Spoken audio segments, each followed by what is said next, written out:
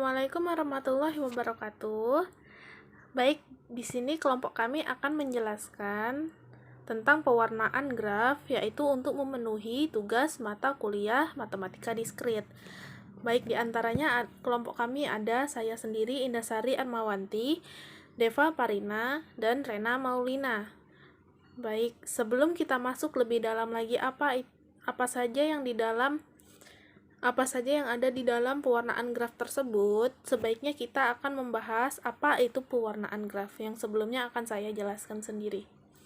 Nah, pewarnaan graf adalah pemetaan warna-warna pada simpul, sisi, atau wilayah pada graf, sedemikian sehingga setiap simpul, sisi, atau wilayah yang bertetangga mempunyai warna yang berbeda. Pewarnaan simpul atau pewarnaan wilayah memiliki jumlah warna minimum yang disebut dengan bilangan kromatik.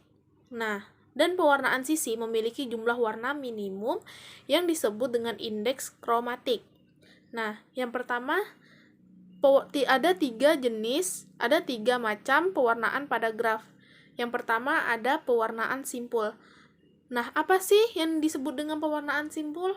Nah, pewarnaan simpul adalah memberi warna pada simpul-simpul suatu graf sedemikian sehingga tidak ada dua simpul bertetangga yang mempunyai warna pada simpul asalkan berbeda dengan simpul-simpul tetangganya.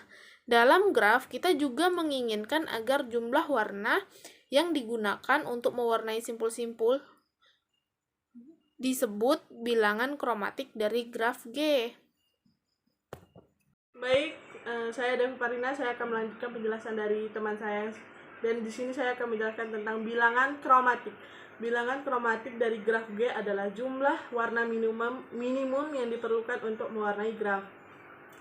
Yang diperlukan untuk mewarnai graf dilambangkan dengan XG.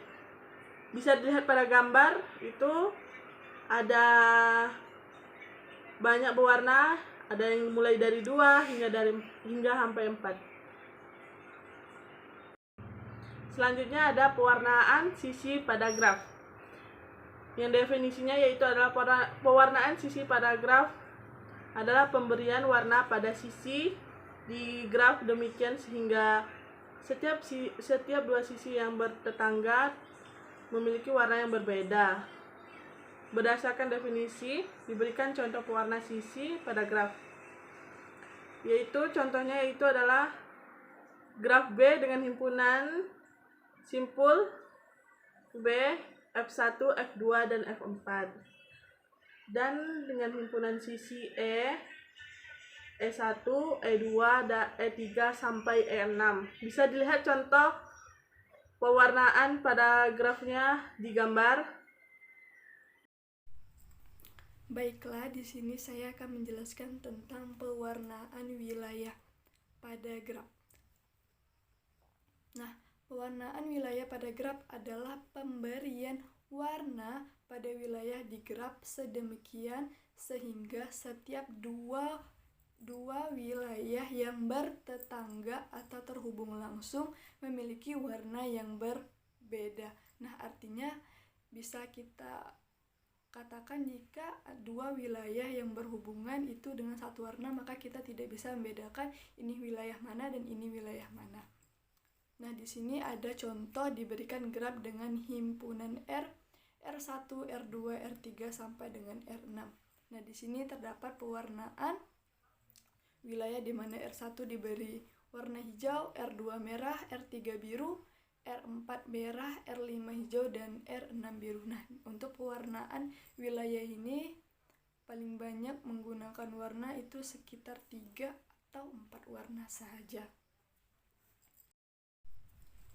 Nah, selanjutnya saya akan menjelaskan tentang contoh pewarnaan peta pada graf. Nah, teman-teman pasti tahu dalam suatu peta itu terdapat simbol-simbol atau warna-warna yang berbeda.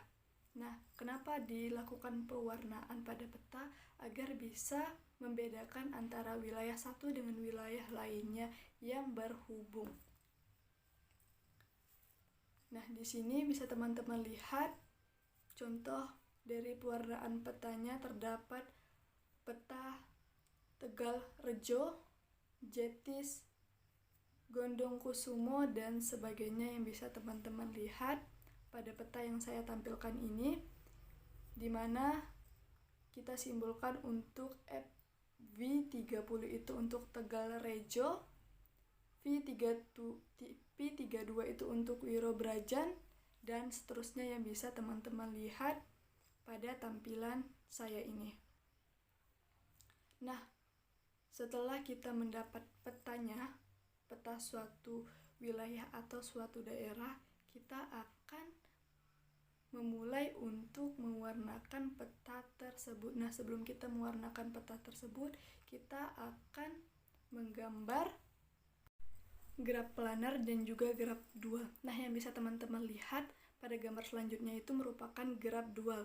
Nah, sebelum kita melakukan pewarnaan pada suatu peta, kita harus menyusun derajat setiap simpulnya. Nah, perlu teman-teman ingat, dalam melakukan pewarnaan kita harus melakukan pewarnaan pada simpul yang memiliki derajat yang lebih tinggi, baru kita melakukan pewarnaan kepada derajat yang rendah.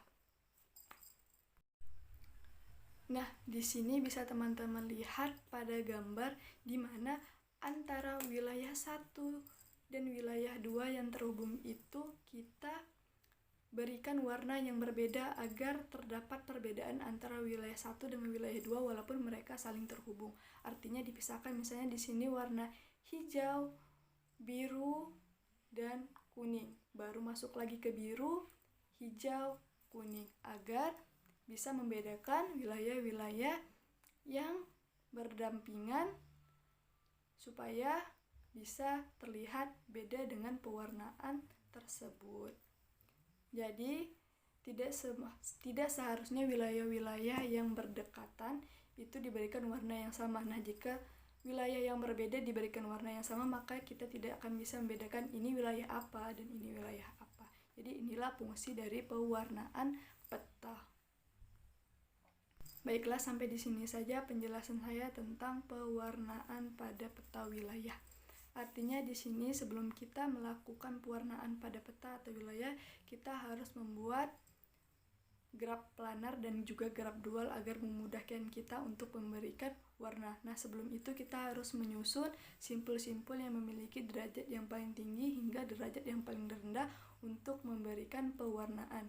Dan jangan lupa untuk melakukan pewarnaan ini untuk wilayah-wilayah yang berhubungan itu diberikan warna yang berbeda agar terdapat perbedaan walaupun mereka saling berhubungan. Baik, sampai di sini saja penjelasan saya. Saya tutup. Assalamualaikum warahmatullahi wabarakatuh. Baiklah, sekian video presentasi dari kelompok kami. Apabila ada kesalahan atau kekurangan, kami mohon maaf sebesar-besarnya. Assalamualaikum warahmatullahi wabarakatuh. But I think that I lost. Mama, party girl, she just want